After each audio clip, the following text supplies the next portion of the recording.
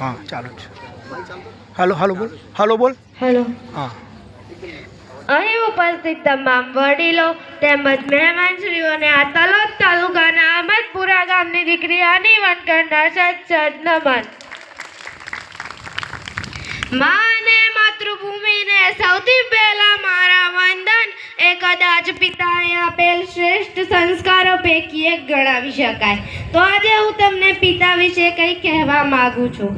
આપણને સૌ જાણીએ જ છીએ કે દરેક કવિઓ તેમજ લેખકોએ માતા અને તેના માતૃત્વની ઉપમા આપી છે, પરંતુ ક્યાંય પણ કે ક્યારે પણ પિતા વિશે ઉપમા આપવામાં આવી નથી કે તેના વિશે લેખ પણ લખવામાં આવ્યા નથી. બાળકો નાના હતા ત્યારથી મોટા થયા ત્યાં સુધી તેમને માતૃપ્રેમ નિબંધ આવે છે, પરંતુ ક્યાંય પણ પિતૃપ્રેમ નિબંધ નથી આવતો. હું માતાનો વિરોધ નથી કરતી, પરંતુ પિતાનું મહત્વ કહેવા માંગુ છું.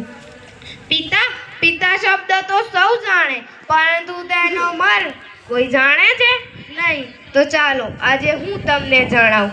પિતા એટલે કે જેને એક મકાનને ટકાવી રાખવા માટે મજબૂત પાયાની જરૂર પડે છે, તે જ પ્રમાણે એક સુંદર પરિવારને ટકાવી રાખવા પિતાની જરૂર પડે છે. પિતાની હાજરી સૂરજ જેવી હોય છે. શું? પિતાની હાજરી સૂરજ જેવી હોય છે. સૂરજ ગરમ જરૂર થાય છે, પણ જો એ ના હોય ને તો અંધકાર છવાઈ જાય છે. એક એવી કહેવત છે કે ઘોડે ચડતો બાપ મરતો, ચાણા વીણતી બા ન મરતી. પણ ફક્ત હું તમને એટલું જ કહેવા માંગુ છું કે તમે એકવાર એ બાળક પાસેથી જાણી તો જોજો, એ બાળકને પૂછી તો જોજો જેને પોતાના પિતાને ગુમાવ્યા છે, પોતાના પિતાનો પ્રેમ મળ્યો નથી. એ બાળક પાસેથી જાણી તો જોજો કે જીવનમાં પિતાનું મૂલ્ય શું હોય છે. એક વાત છે સાહેબ, જ્યારે તું નાનો હતો, પાપા પગલી ભરતો, ચાલતા ચાલતા પડી જતો, ત્યારે મનમાં એક જ વિચાર આવતો કે પપ્પા છે ને. જ્યારે તું સ્કૂલે જતો, છોડવા આવેલા પપ્પાને પાછો વળી ટાટા કહેતો, ત્યારે મનમાં એક જ વિચાર આવતો કે પપ્પા છે ને. જ્યારે તું કોલેજ જતો, મોજ મસ્તી કરતો કે કંઈ મૂંઝવણ અનુભવતો, ત્યારે મનમાં એક જ વિચાર આવતો કે પપ્પા છે ને.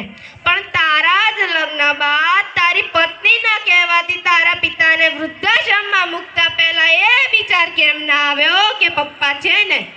બસ અહીં બેઠેલ તમામની મારી એક જ વિનંતી છે કે તમે તમારા માતા કે પિતાને ક્યારેય વૃદ્ધાશ્રમમાં ના મૂકતા, કેમ કે એ છે ને ત્યારે જ તમે છો. તેના વગર તમારું કાંઈ અસ્તિત્વ જ નથી. છતાં પણ જો તમારે જાણવું જ હોય ને કે પિતા વગર તમારી ઓકાત શું છે, તો એક દિવસ તમારી જ શેરીમાં તમારા પપ્પા જોડે આંટો મારજો અને એક દિવસ એકલા આંટો મારવા જજો. ખબર પડી જ જશે. જે દિવસે તમે એકલા હશો ને, અરે બોલાવવાની વાત તો દૂર રહી, લોકો તમારી સામું પણ નહીં જુએ. માં ઘરનું ગૌરવ છે તો પિતા ઘરનું અસ્તિત્વ છે. માં પાસે અસરોની ધારા તો પિતા પાસે સંયમ હોય છે. બે સમયનું ભોજન માં બનાવી આપે છે તો જીવનભરના ભોજનની વ્યવસ્થા પિતા કરે છે. બાળકો નાના હતા ત્યારથી મોટા થયા ત્યાં સુધી અસુ જૈન જેવા